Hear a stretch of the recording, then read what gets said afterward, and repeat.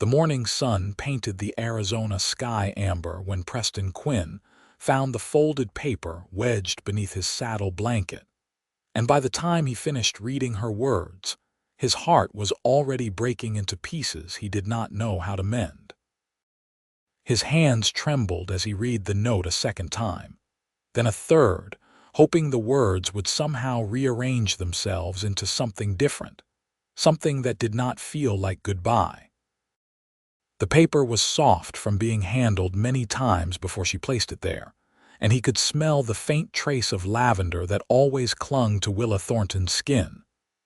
The ink was slightly smudged in one corner, and he wondered if that was from a tear that had fallen as she wrote.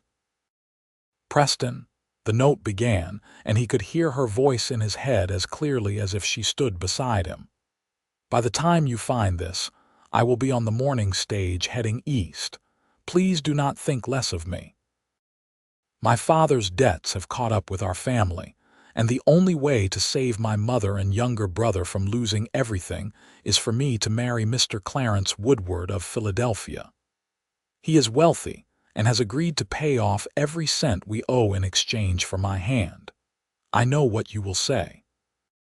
I know you will want to fight for us, but there is no fighting against arithmetic. The debt is too large and time has run out. I love you more than words can hold, more than this desert holds sand, more than the sky holds stars. That is why I must do this. Because love is not just wanting to be together. Sometimes it is sacrifice. Please remember me kindly and find happiness. You deserve every beautiful thing this world has to offer. Forever yours, even when I cannot be, Willa." Preston stood there in the dusty yard behind the boarding house, where he rented a room in Castle Dome, Arizona, and felt the world tilt sideways. 3 months ago, Willa Thornton had arrived in town with her mother and brother, settling into the small house on the edge of the settlement. Her father had died 6 months prior, and they had come west hoping for a fresh start, though Preston learned later they were also running from creditors. He had met her at the general store, where she worked to help make ends meet. She had been arguing with a supplier about the price of flour, her cheeks flushed with determination, her brown eyes flashing with an intelligence that made his breath catch. When she won the argument and got the price reduced, he had applauded, and she had turned to him with a smile that felt like sunrise. They had courted properly, as her mother insisted, with Sunday walks and supervised visits. But there had been stolen moments too. A kiss behind the church. Her hand in his as they watched the sunset from the ridge above town. The night he told her he loved her, and she cried because she loved him too, but was afraid of what the future held. Now he understood that fear. Preston looked at the stable where his horse waited. The sun was barely up. If she left on the morning stage, she had maybe 3 hours head start, possibly 4. The stage would be heading to Yuma first, then on to meet the train that would take her across the country. 3 days of hard riding, maybe less if he pushed through the nights. 3 days to figure out how to change her mind, to find a solution, to bring her back. He did not have the money to pay off her father's debts. He was a ranch hand, a cowboy who worked the cattle drives and broke horses for decent but modest wages. He had been saving to buy a small piece of land, to build something that could be theirs. The money in his savings was nowhere near enough to clear a debt large enough to force a woman into marriage with a stranger, but he had to try. Preston saddled his horse, a reliable bay mare named Copper who had carried him through sandstorms and flash floods without faltering. He packed light: bedroll, canteen, jerky, hardtack, ammunition for his rifle. He left a note for his employer saying there was a family emergency, which felt true enough. Willa was supposed to be his family.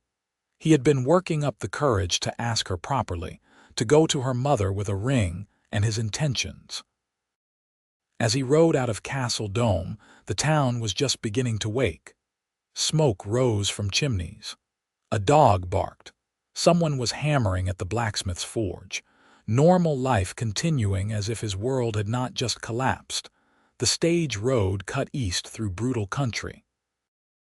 Red rock and saguaro cactus, dry washes that could turn deadly in a storm, heat that would bake a man if he was not careful. Preston knew this land. He had worked cattle across most of southern Arizona territory. He knew where the water holes were, which passes were fastest, how to read the sky for weather. Copper settled into a steady lope, eating up the miles. Preston tried not to think about what he would say when he caught up with the stage. Tried not to think about whether Willa would even want to see him. She had left without saying goodbye in person, which suggested she knew he would try to stop her, that he would fight, that he would not accept this sacrifice she thought she had to make. The morning stretched long and hot. Preston stopped once to water Copper at a creek he knew, letting her drink deep and rest for a few minutes. He drank too, refilled his canteen, then pushed on. The stage had to stop periodically to change horses, to let passengers rest. If he kept moving, kept pushing, he could make up time. By noon, he reached the way station at Antelope Wells. The station keeper, a grizzled man named Hank who Preston had met on previous travels, confirmed the stage had come through about 3 hours earlier. "Pretty young woman on board," Hank said, squinting at Preston. Brown hair, looked like she had been crying. "You chasing after her? How much lead do they have?" Preston asked, ignoring the question. 3 hours, maybe a bit more. They had trouble with one of the horses, had to switch the whole team instead of just the standard rotation. Pushed them late by about 30 minutes. Hank spit tobacco juice into the dirt. "You aiming to catch them before Yuma, before Philadelphia if I have to?" Hank laughed, a rough sound like rocks tumbling. "That is a long way for a woman." "That is the woman," Preston said simply. He did not stay long, just long enough for Copper to breathe easy, for him to splash water on his face. Then back in the saddle, back on the road, the sun climbing higher and the heat pressing down like a physical weight. The afternoon was harder. The heat made everything shimmer. Preston's thoughts drifted despite his best efforts to stay focused. He thought about the first time he kissed Willa, how she had tasted like peppermint tea and how her hands had trembled when she touched his face. He thought about the way she laughed, bright and unrestrained. The way she looked at him like he was someone worth looking at, worth knowing, worth loving. He thought about this Clarence Woodward character who had enough money to buy a bride. What kind of man did that? What kind of man saw a family in distress and offered a transaction instead of help? Preston's jaw tightened. If he ever met Clarence Woodward, he would have some choice words for him and possibly a fist to follow. But anger was not helpful right now. Anger would not get him to Willa faster. He stopped again at sundown, making a cold camp off the road. He could not risk a fire that might be seen, that might slow him down in the morning. He ate jerky and hardtack, let Copper graze on what sparse grass grew near a rocky outcrop. He tried to sleep, but mostly stared at the stars and thought about Willa doing the same thing, maybe a day ahead of him now. Maybe wondering if he had found the note, if he cared, if he would come. Of course he would come. Before dawn, he was riding again. His body ached from the saddle, from the relentless pace, but he pushed through it. Copper was tired too. He could feel it in her stride, but she was game. She had heart, this horse. He made a mental note to give her a week of rest and extra oats when this was over. When this was over, and Willa was with him again. He had to believe that, had to hold onto that hope like a lifeline. The second day brought him through harsher territory. The land rose and fell in waves of rock and sand. He passed abandoned mining claims, their wooden structures bleached and broken. A dead tree that looked like a skeleton reaching for the sky, vultures circling something in the distance. At midday, he reached another way station. This one was smaller, less maintained. The keeper was a woman in her 50s with sun-weathered skin and sharp eyes. "Stage came through this morning early," she told him. "Maybe 6 hours ago. 6 hours. He was gaining ground." The stage had to stop, had to maintain a schedule, had to care for passengers who were not accustomed to the brutal pace of travel out here. Preston only had to care about catching up. "The young woman," he said. "Brown hair, traveling alone. Did you see her?" The woman nodded. "Hard to miss." She looked like her heart was breaking. Sat off by herself while the others stretched their legs, just staring west like she left something important behind. "She did," Preston said. "Me." The woman's expression softened. "Then you better ride fast, Cowboy. That stage makes Yuma by tomorrow evening, and once she is on the train, you will have a much harder time catching up." He thanked her and left, pushing Copper harder than he wanted to, but knowing he had no choice. 6 hours. He could close that gap. He had to. The afternoon sun was merciless. Preston's lips cracked and bled. His eyes burned from squinting against the glare. But he kept riding, kept pushing, kept moving toward Willa. As the sun began to set on the second day, he saw dust on the road ahead. His heart leaped. It could be the stage. It could be travelers. It could be anything, but hope surged through him anyway, giving him new energy. He urged Copper faster, closing the distance. The dust resolved into shapes, a wagon moving slowly. Not the stage. Disappointment hit him like a fist, but he kept riding. Maybe the wagon had seen the stage. Maybe they could tell him how far ahead it was. As he drew closer, he saw it was a family. A man and woman on the wagon seat, 2 children peeking out from the back. The man raised a hand in greeting, and Preston slowed. "Afternoon," the man called. "You are moving like the devil is chasing you." "Looking for the eastbound stage," Preston said. "Have you seen it?" The woman leaned forward. "Passed us about 3 hours back, moving at a good clip. 3 hours. He was gaining. At this rate, he might catch them by late tonight or early tomorrow." "Much obliged," Preston said, tipping his hat. "Whoever she is lucky," the woman called after him. He did not ask how she knew. Maybe it was obvious. Maybe desperation was written all over his face. The light faded into dusk, then into darkness. Preston kept riding, trusting Copper to find her footing, following the road by starlight. It was dangerous.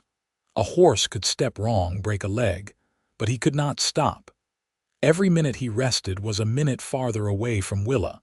Around midnight, he finally admitted he had to stop. Copper was stumbling, and he was swaying in the saddle from exhaustion. He found a place off the road, tended to his horse, forced himself to eat something even though his stomach was knotted.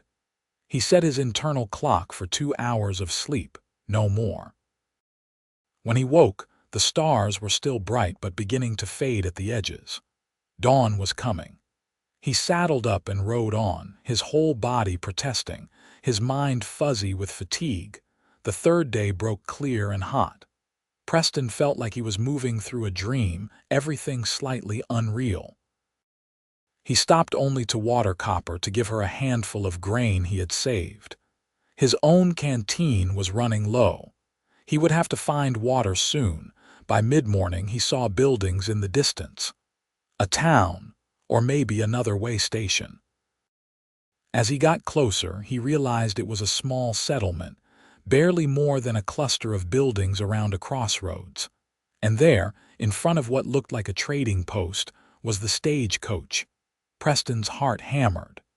He urged Copper forward, pulling up in a cloud of dust. Passengers were milling about, stretching their legs.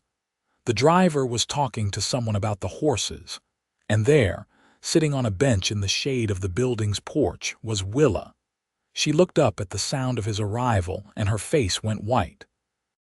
She stood slowly, as if she could not quite believe what she was seeing. "Preston," he dismounted, his legs nearly buckling when he hit the ground. 3 days in the saddle with almost no rest had taken their toll. But he walked toward her, closing the distance, his eyes never leaving her face. "You left," he said, and his voice cracked on the words. Willa's eyes filled with tears. "You were not supposed to follow, you were supposed to let me go." "Not possible," Preston said. He stopped a few feet from her, suddenly uncertain. "Not even a little bit possible, Willa. You read the note. You know why I have to do this. My mother, my brother, they will lose everything. We will lose everything. This is the only way. There is always another way, not this time." Tears spilled down her cheeks. "Preston, he is paying $12,000. $12,000. Where would we ever get that kind of money? How would we ever pay it back? This is not a problem you can punch or rope or outwork. This is arithmetic, cold and simple." Preston stepped closer. Other passengers were watching now, pretending not to but definitely watching. He did not care. "Then we run. We go somewhere they cannot find us. We start over with new names, new lives." Willa shook her head. "And my mother, my brother, they would still lose everything, still be destroyed by this debt. I cannot do that to them. They are my family. And what am I?" The question hung between them. Willa's face crumpled. "You are everything. That is why this is so hard. That is why I had to leave without saying goodbye, because I knew if I saw you, I would not be strong enough to do what needs to be done." Preston closed the last distance between them, taking her hands in his. They were cold despite the heat. "Then do not be strong. Be weak with me. Be selfish with me. Choose us, Willa. Choose love." "Love does not pay debts," she whispered. "Love does not put food on the table or keep a roof overhead. No, but it is worth fighting for, worth building for, worth believing in." He squeezed her hands. "I do not have $12,000. I have about 400 in savings, which I know is nowhere close. But I have these 2 hands, and I have a back that does not quit, and I have a willingness to work every day for the rest of my life to build something with you. That has to count for something." "It counts for everything," Willa said, her voice breaking. "But it does not change the reality of the situation. In 2 weeks, the bank will foreclose on my mother's house. In 2 weeks, collectors will come for everything we own. Clarence Woodward's offer is the only solution that provides immediate relief." "Stage is loading," the driver called out. 5 minutes. Preston felt panic rising in his chest. He had ridden 3 days, had pushed himself and his horse to the breaking point, and he was still losing her. "What can I do?" he asked. "Willa, please tell me what I can do to fix this." She pulled her hands free, wiping at her tears. "You can let me go. You can let me do this hard thing, this necessary thing, and you can live your life and be happy. That is what I need from you." "No," Preston said flatly. "Not acceptable. Preston, no. I have spent 3 days riding through hell because you are worth it. Because we are worth it. I am not giving up now just because the problem is big. I am going to figure this out." "How? You said yourself you do not have the money, neither do I, neither does anyone we know. There is no figuring this out. There is only accepting reality." The driver called out again. Other passengers were boarding. Willa looked at the stage, then back at Preston. "I have to go," she said. "Please do not follow me anymore. Please do not make this harder than it already is." She turned toward the stage. Preston watched her take 2 steps, 3. His mind raced, searching for something, anything that would make her stay. An idea, a solution, a miracle, and then something clicked. "The Circle T Ranch," he said suddenly. "Outside of Yuma. They are hiring drovers for a big cattle drive to Kansas. The pay is triple normal wages because it is a dangerous route through Comanche territory, and they need experienced men willing to take the risk." Willa stopped, turning back. "What are you talking about? I heard about it last month." "I dismissed it because the risk was too high, but the pay is $1,500 per man who makes it all the way to Kansas. The drive is supposed to take 3 months. Preston's words came faster now, the idea forming as he spoke. If I sign on, if I survive it, that is 1,500. That is more than 3 times what I have saved. It is not enough for the full debt, but it is a start. 3 months, Willa said. Preston, the foreclosure happens in 2 weeks. Then we stall. We negotiate. We find a way to buy more time. He moved to her, taking her by the shoulders. Willa, I know this is not a perfect solution. I know it is risky and uncertain and probably a little crazy. But it is hope. It is a fighting chance. Is not that worth trying for? She searched his face, and he could see the war happening behind her eyes. The practical part of her that knew the arithmetic, that knew the odds, that had already made the hard choice. And the part of her that wanted to believe, wanted to hope, wanted to choose love over pragmatism. Last call, the driver shouted. Even if you made the drive, even if you earned the money, it would not be enough, Willa said. We would still be thousands short. Then I will find another job after that. I will take on 2 jobs, 3. I will work every waking hour. And maybe you are right. Maybe it is not enough, but at least we will have tried. At least we will have fought for us instead of just giving up. I am not giving up, Willa said, and there was heat in her voice now. I am being realistic. I am taking the only option that actually solves the problem. By selling yourself to a stranger, by sacrificing your happiness, your future, our future. That is not a solution, Willa. That is surrender. She flinched like he had slapped her. For a moment he thought he had pushed too hard, said too much. Then her expression shifted, anger flashing in her eyes. How dare you, she said, her voice low and fierce. How dare you make this about surrender when I am trying to save my family? Do you think this is easy for me? Do you think I want to marry Clarence Woodward? I am doing this because I have no choice, and you standing here offering long-shot solutions that might not work does not change the reality of the situation. I know it is not easy, Preston said, trying to gentle his tone. I know you are scared and desperate and trying to do the right thing. But marrying someone you do not love, giving up everything we could have together, that is not right. That cannot be the only way. But it is the only way that is certain. Your cattle drive is a maybe. Negotiating with the bank is a maybe. Everything else is a maybe, and I cannot afford maybes. I need guarantees. There are no guarantees, Preston said. Not in life, not in love, not in anything. The only thing we can do is try and hope and work like hell to build something worth having. The stage driver climbed up to his seat, gathering the reins. The horses shifted in their harness, ready to move. Willa, Preston said urgently, please choose us, choose love. I swear to you I will spend every day proving that you made the right choice. I will work until my hands bleed to pay off those debts. I will give you everything I have, everything I am. Just please do not get on that stage. Willa looked at him, then at the stage, then back at him. Tears streamed down her face. Her whole body was shaking. I am so scared, she whispered. What if we try and fail? What if you take this dangerous job and something happens to you? What if I stay and we lose everything anyway? How do I live with that? The same way I would have to live with letting you go, Preston said. With regret and wondering and wishing I had been braver. At least if we try and fail, we will have tried together. We will have bet on each other. That has to count for something. The stage lurched into motion. The driver was not waiting anymore. Preston held his breath. This was it. The moment that would determine everything. Either Willa would run for the stage, would climb aboard and ride out of his life toward a loveless marriage and security, or she would stay.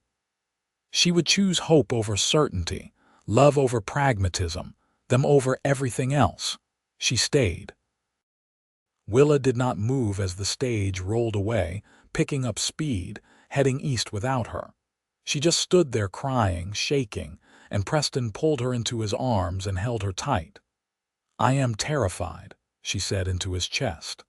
"I am absolutely terrified that I just made a huge mistake." "Me too," Preston admitted, "but we will figure it out together." They stood like that for a long moment, holding each other while the dust from the stage settled and the world continued around them. Finally, Willa pulled back enough to look up at him. "You rode for 3 days," she said. "Would have ridden 300 if that was what it took. You look awful. When was the last time you slept?" "Yesterday. Maybe it is all a blur." Despite everything, she almost smiled. "You need rest and food, and your horse needs care." "I know. But first, we need to figure out our next move. We need to get you back to Castle Dome, and we need to talk to your mother, and we need to figure out how to buy time with the bank." Willa nodded, wiping her face. "There is a hotel here. Small, but it will do for one night. We can rest, plan, and head back in the morning." They made their way to the hotel, Preston leading Copper. The proprietor was a middle-aged man who looked at them with knowing eyes, likely having observed the whole scene with the stage. "Need 2 rooms," Preston said, because propriety mattered even in desperate circumstances. "Got 1 room available," the proprietor said, "but it has 2 beds if that helps the situation." Preston looked at Willa. She nodded. "That will work." He paid for the room and arranged for Copper to be stabled and cared for. Then they went upstairs to the small room with its 2 narrow beds and a wash basin. "You should sleep," Willa said. "You are swaying on your feet. We should talk first, make a plan. We can plan after you rest. You will think clearer." She was right, of course. Preston was exhausted to his bones, his mind fuzzy, his body aching. He sat on one of the beds, intending to just rest for a moment, and woke hours later to find the room dark and Willa asleep in the other bed. For a moment, panic seized him. He thought maybe it had all been a dream. Maybe she had gotten on the stage after all. But no, there she was, real and present, her breathing soft and even. Preston lay back down, staring at the ceiling in the darkness. They had bought themselves time, but at what cost? Willa had given up the certain solution to her family's problems. She was trusting him, trusting them, trusting that somehow they would find a way through this impossible situation. He could not fail her, would not fail her.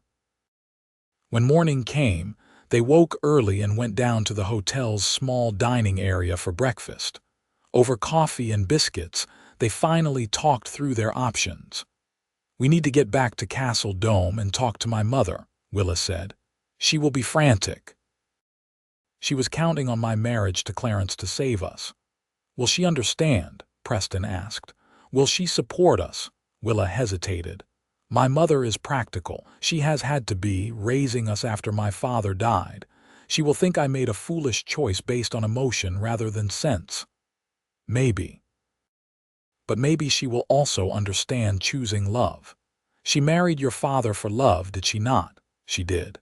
And she spent years struggling to make ends meet because my father was better at dreaming than earning." Willa's expression was sad. "I think she sees my situation as a chance to avoid her mistakes, to choose security over romance. But you chose differently." "I did, and I am still not sure if that was brave or stupid." Preston reached across the table to take her hand. "It was brave, and we will make it work. I promise you." They finished breakfast and prepared to ride back to Castle Dome. Preston secured a horse for Willa from the livery, adding the rental cost to his dwindling funds. The ride back would take a full day, maybe more, since they could not push as hard as he had when he was chasing the stage.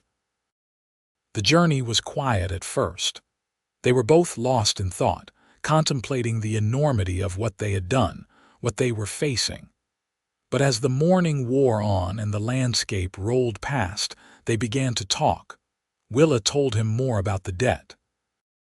Her father had been a prospector, always chasing the next big strike. He had borrowed heavily to fund his ventures, convinced that he was always just one claim away from striking it rich. When he died in a mining accident, he left behind almost nothing except the debt he had accumulated. $12,000, Willa said. That is what he owes when you total up all the loans, all the credit, all the promises he made. My mother had no idea until after he died. He kept it from her, kept assuring her that everything was fine, that success was just around the corner. And Clarence Woodward, how did he enter the picture? He is a business associate of one of my father's creditors. He happened to be out west on business, met my family, and saw an opportunity. A young wife from the frontier would be exotic and interesting in his Philadelphia social circles. And paying off our debt would make him look magnanimous and wealthy. Willa's voice was bitter. It was perfect for him, a transaction dressed up as romance. Did he court you at all, if you can call it that? He visited 3 times, brought flowers, spoke to my mother about his intentions.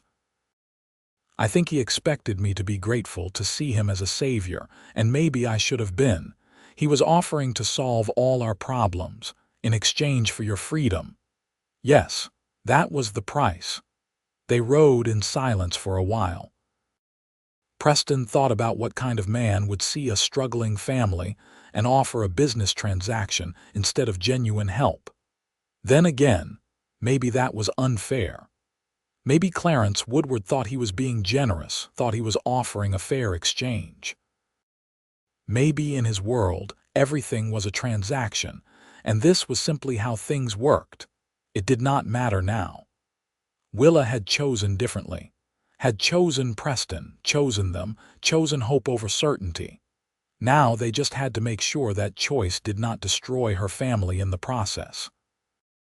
They stopped at midday to rest the horses and eat a simple meal of bread and cheese that Preston had purchased that morning. They sat in the shade of a large boulder, and for a few minutes, they just existed together without the weight of their problems pressing down. "Tell me about the cattle drive," Willa said. "The one you mentioned. Is it real, or was that just something you said to make me stay?" "It is real. The Circle T Ranch, about 20 miles outside Yuma. They are assembling a crew to drive 3,000 head to Dodge City, Kansas. The route goes through Comanche territory, which is why they are paying premium wages. $1,500 for any man who makes it all the way." "Comanche territory," Willa repeated. "Preston, that is incredibly dangerous. I know, but the money would help.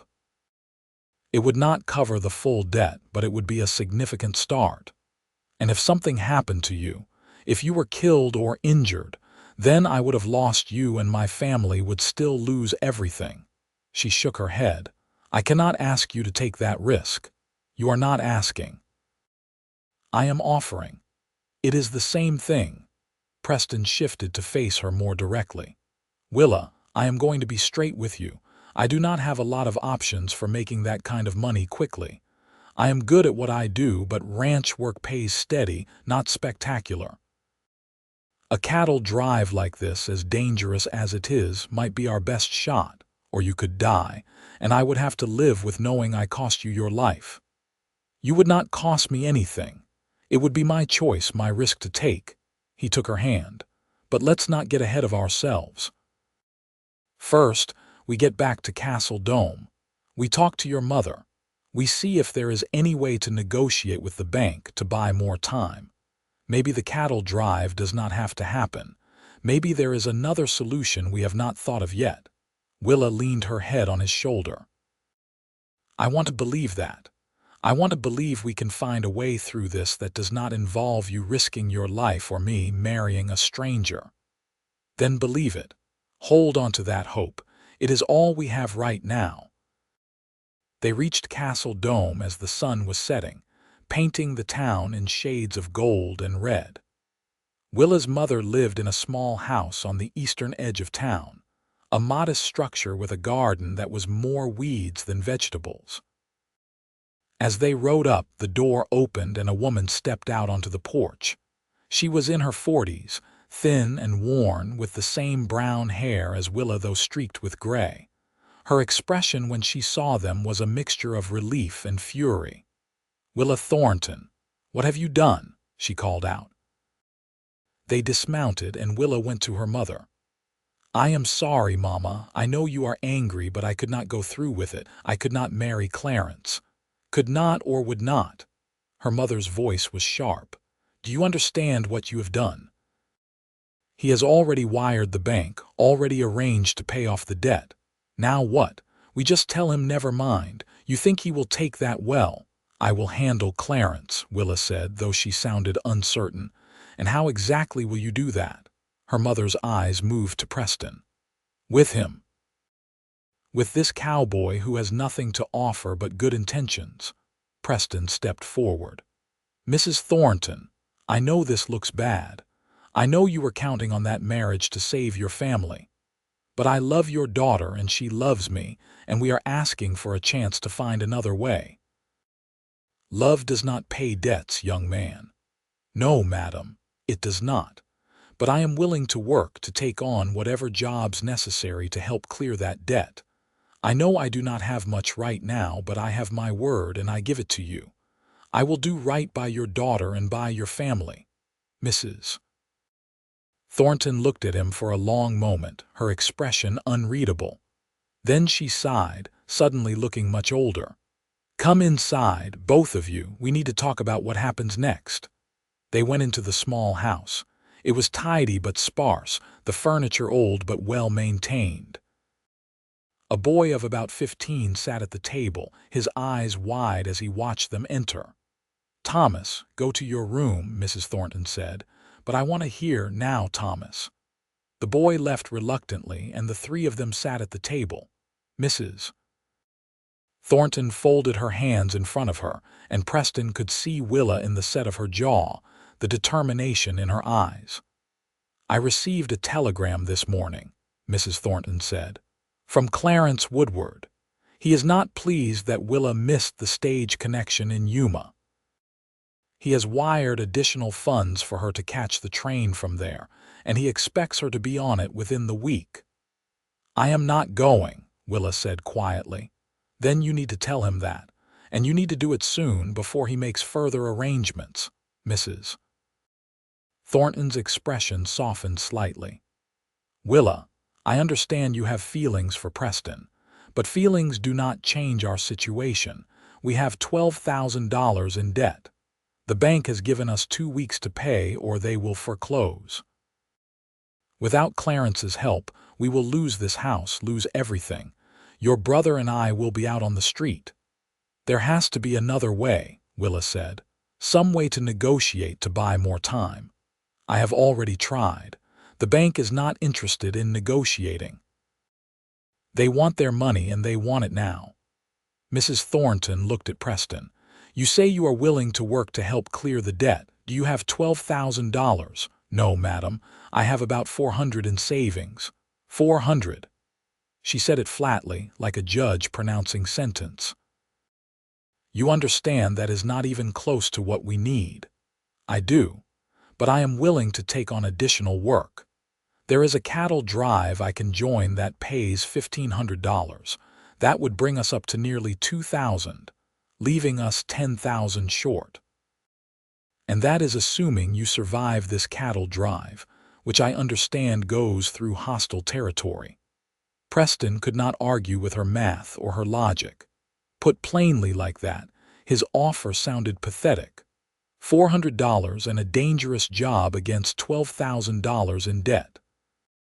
It was not even close, but he pressed on anyway. "I know it is not enough on its own, but it is a start, and maybe if we can show the bank we are making good faith efforts to pay, they will give us more time. The bank has already given us time. They have been patient, and now their patience is exhausted." Mrs. Thornton stood, walking to the window to look out at the darkening street. "I appreciate what you are trying to do, both of you.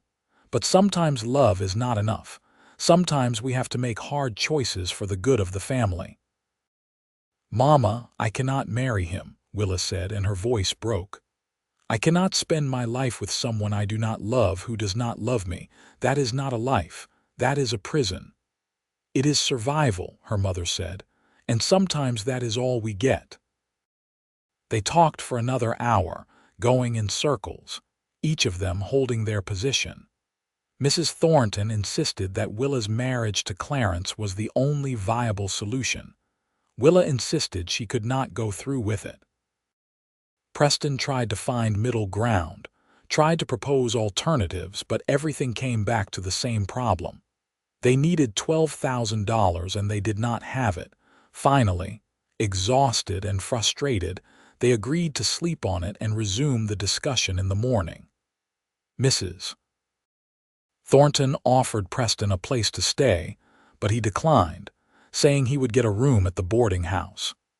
He needed to check in with his employer anyway, needed to explain his absence and figure out his job situation.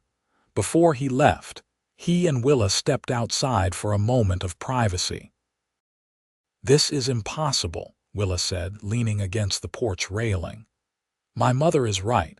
We cannot pay the debt. Even with your cattle drive, even if we both worked every day for the next year, we could not earn $12,000. "Maybe not," Preston admitted, "but maybe we do not need to. Maybe we need to approach this differently." "What do you mean?" "What if we could get the debt reduced?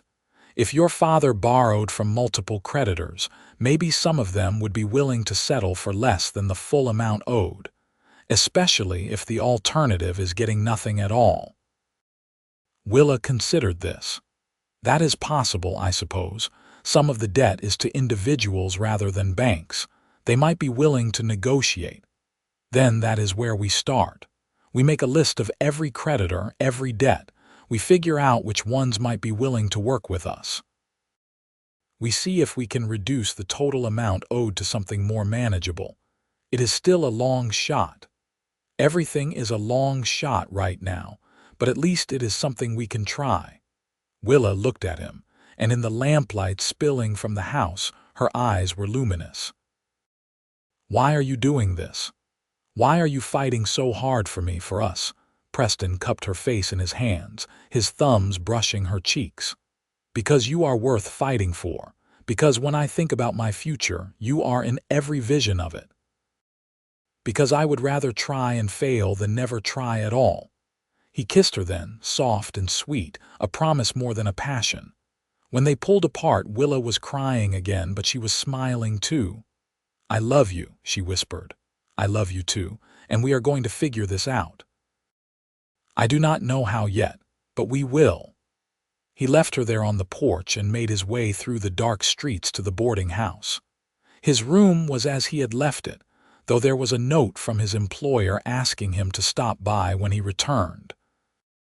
Preston made a mental note to do that first thing in the morning, then collapsed onto his bed, asleep before he could even remove his boots.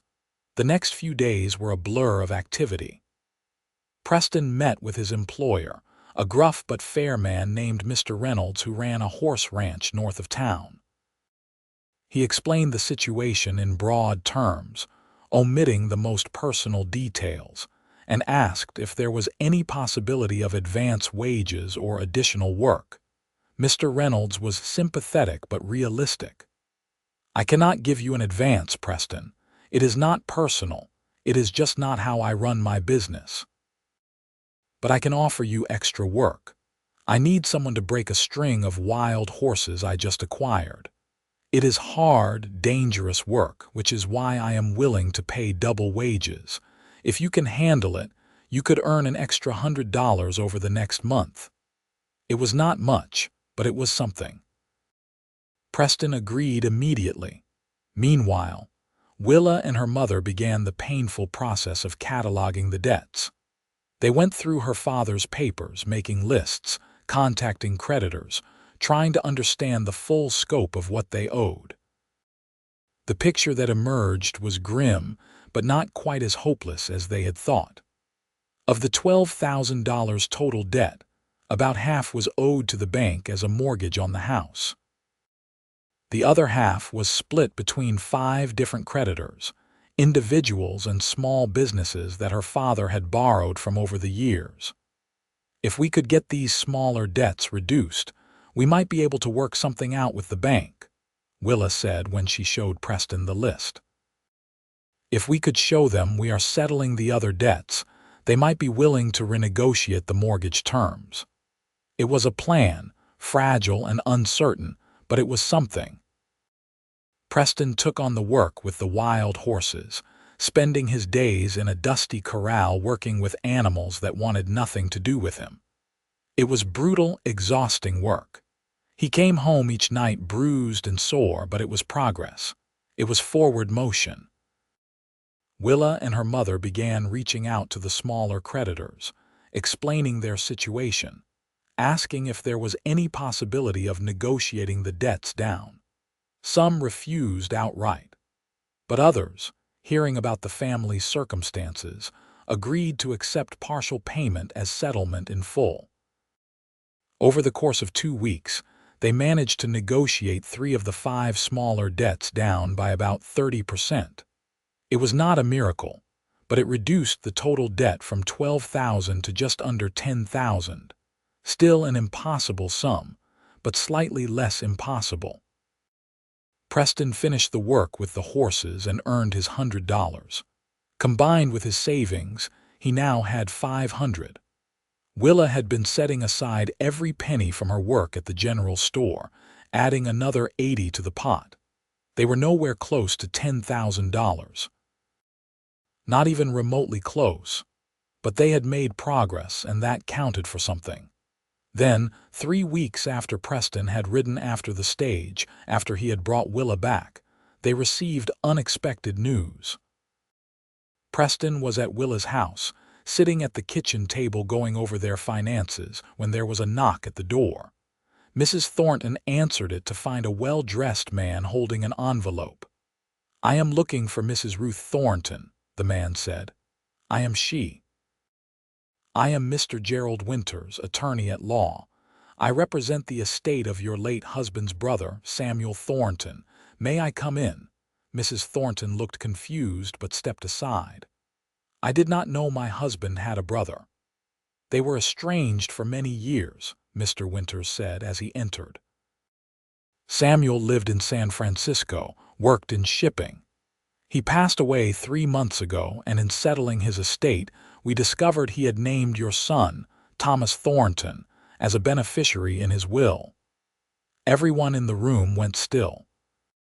Thomas, who had been doing homework at the table, looked up with wide eyes. "What kind of beneficiary?"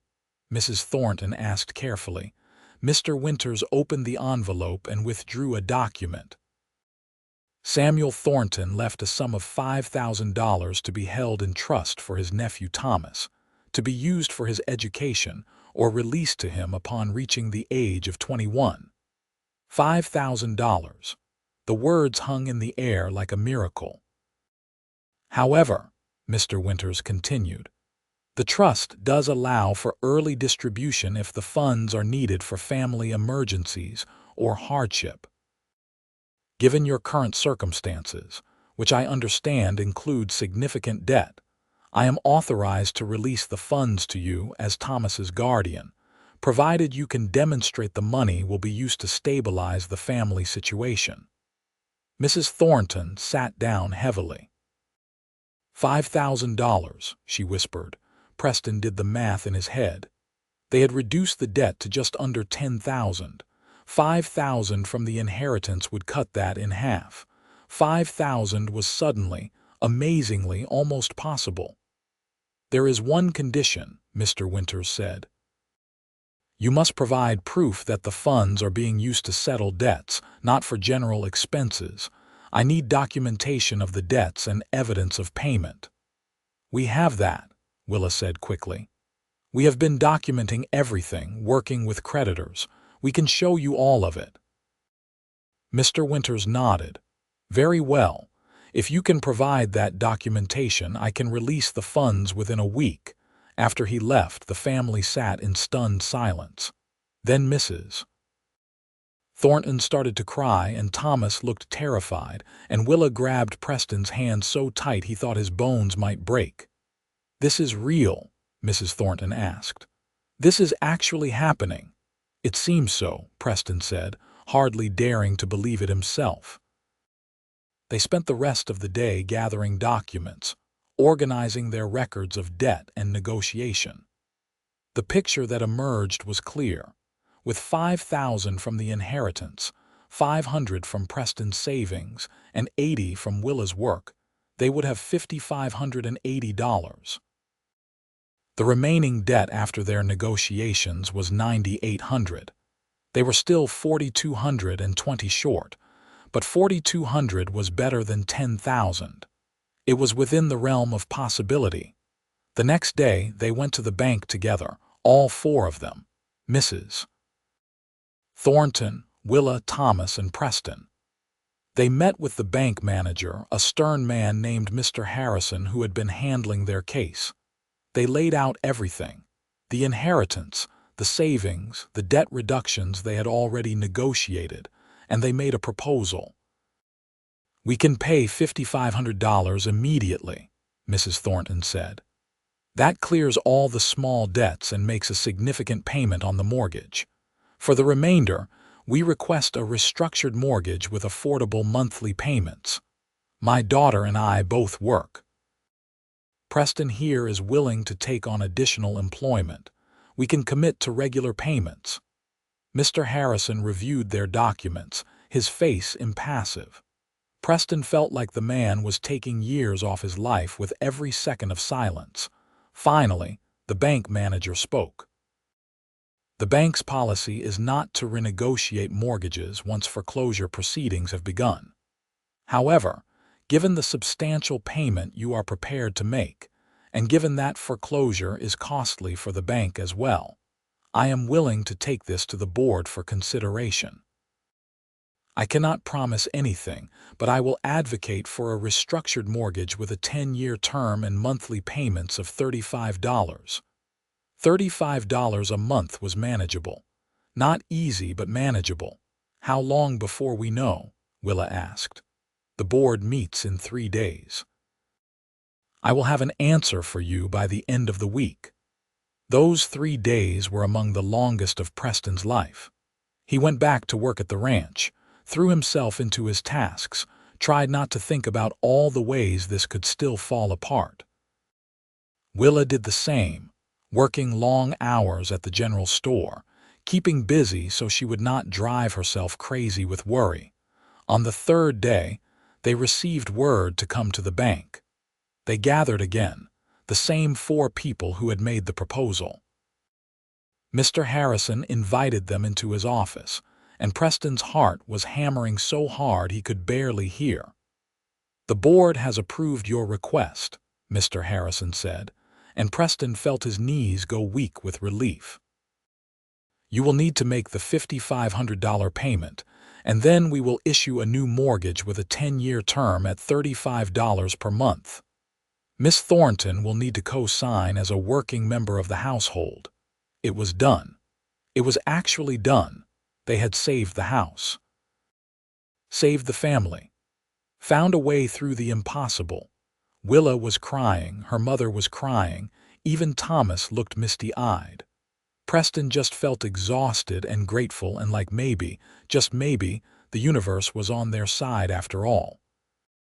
The paperwork took another week to finalize, but once it was done, the weight that had been crushing them lifted. The house was saved. The debt was manageable. The future was possible, and Preston could finally, officially, court Willa properly. He asked her to marry him on a Sunday evening, taking her up to the ridge above town where they had watched sunsets before. He did not have a fancy ring, just a simple gold band he had commissioned from the local smithy, but it was honest and real and given with his whole heart.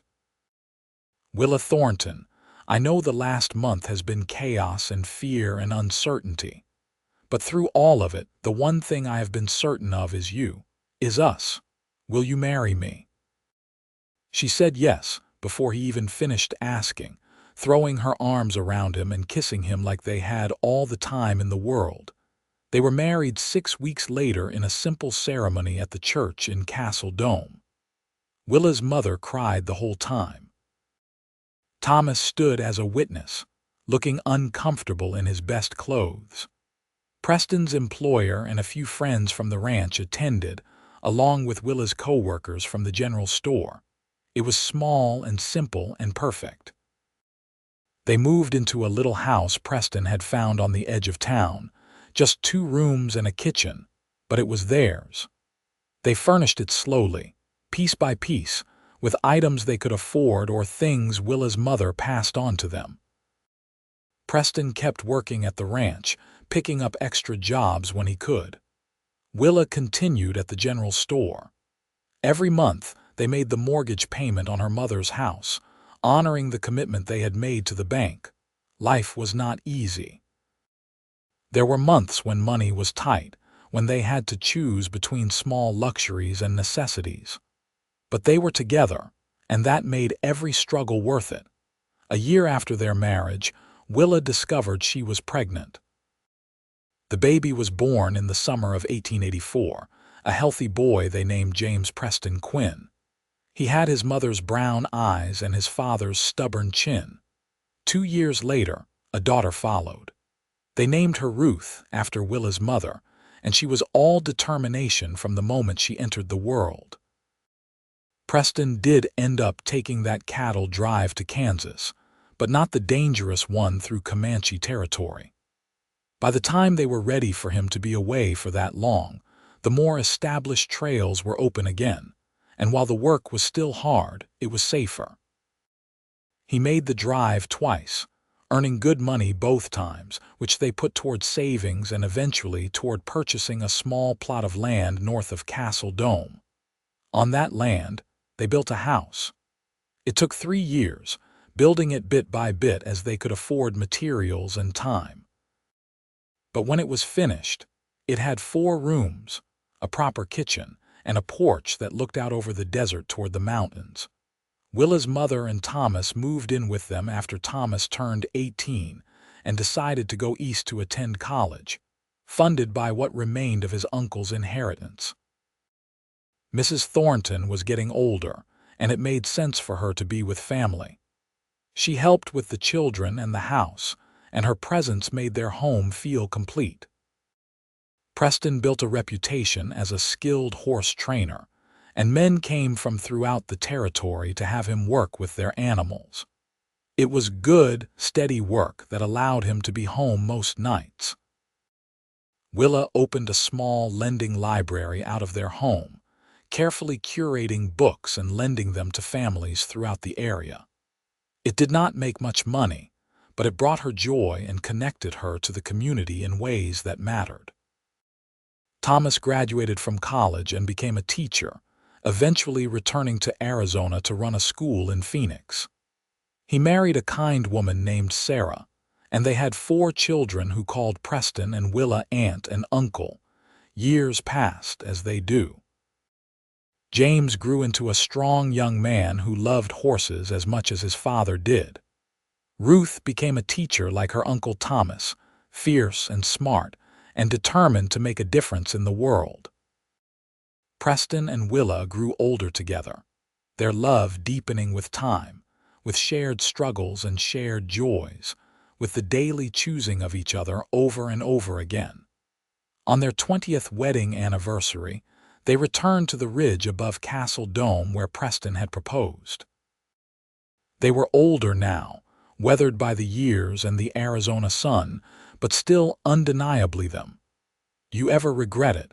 Preston asked as they watched the sunset paint the sky in shades of orange and pink. "Staying instead of going to Philadelphia, choosing this life instead of that one." Willa leaned against him, fitting into his side the way she had 1,000 times before. "Not for one single second.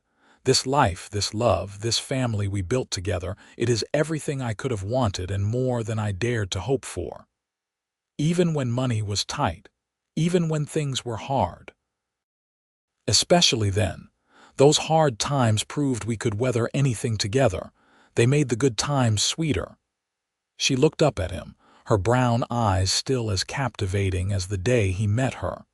"You rode 3 days to bring me back. That kind of love, that kind of commitment, that is what built our life. That is what I chose when I stayed, and I would choose it again every single time." Preston kissed the top of her head, holding her close as the sun dipped below the horizon. "I would ride 300 days for you." "I know," Willa said softly. "I have always known." They stayed on the ridge until the stars came out, then walked home hand in hand through the warm Arizona night, toward the house they had built, the life they had created, the love that had been worth every risk, every struggle, every moment of doubt. Their children were grown now, building lives of their own, but James had stopped by with his new bride earlier that day, and Ruth would be visiting next month with stories of her students. The house would fill again with laughter and life and love, the way it always did. Mrs. Thornton was waiting on the porch when they returned, rocking gently in the chair Preston had built for her. "Took your time," she said, but she was smiling. "Some things are worth taking time for," Preston replied. They went inside together, into the warmth and light of home. Later, as Preston and Willa lay in bed, the window open to let in the desert breeze, Willa reached for his hand in the darkness. "Tell me again," she said. "About that day you found the note. You have heard this story 100 times. I want to hear it 100 more." So Preston told her, as he had told her before, and would tell her many times again in the years to come. About finding the note tucked in his saddle, about the 3-day ride through harsh country, about the desperation and determination that drove him forward. About loving her so much that turning back was never even a possibility. About bringing her home, even though home was not yet built, was just a hope and a promise and a belief that together they could weather anything. And as he spoke, Willa's breathing grew soft and even, and he knew she had fallen asleep. But he finished the story anyway, whispering the words into the darkness like a prayer. Because their story was not just about that 3-day ride, as important as that had been. It was about every day that came after. Every choice to stay when leaving would have been easier. Every moment of choosing love over fear, hope over certainty, each other over everything else. It was about building a life together, brick by brick, day by day, year by year. It was about a cowboy who rode 3 days to bring her back, and a woman who was brave enough to stay, and the beautiful, messy, perfectly imperfect life they created together in the wild desert of Arizona territory. Preston fell asleep with Willa in his arms, the way he had for 20 years, the way he would for 20 more and beyond. And if he dreamed, it was of endless horizons, of hard rides and sweet homecomings, of notes tucked in saddles and loves worth fighting for. It was a good dream, a good life, a good love. It was everything.